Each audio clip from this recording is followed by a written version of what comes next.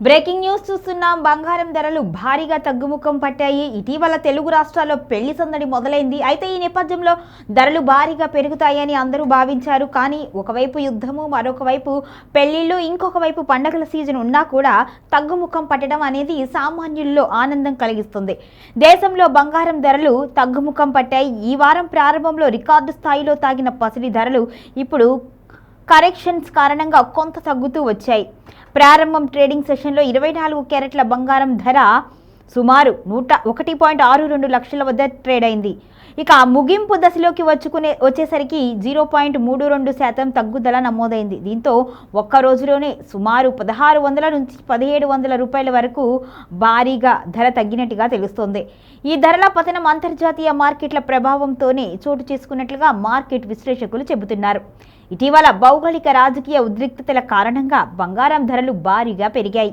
అయితే ఇప్పుడు అంతర్జాతీయ బులియన్ మార్కెట్లో కరెక్షన్ రావడంతో ధరలు తగ్గుముఖం పట్టాయి. ప్రస్తుతం అంతర్జాతీయ మార్కెట్లో స్పాట్ గోల్డ్ ధర ఔన్సుకు సుమారు $5,080 వద్ద ట్రేడ్ అవుతోంది. ఈ వారం ప్రారంభంలో ఇదే ధర $5,400లకు పైగా నమోదై రికార్డు సృష్టించింది. దేశీయ మార్కెట్లో కూడా బంగారం ధరల్లో మార్పులు కనిపిస్తున్నాయి. ముంబై స్టాక్ మార్కెట్లో 24 క్యారెట్ల 10 గ్రాముల బంగారం ధర సుమారు 1,64,500గా నమోదైంది. 22 క్యారెట్ల 10 గ్రాముల బంగారం ధర 1,50,790 వద్ద లభిస్తుంది.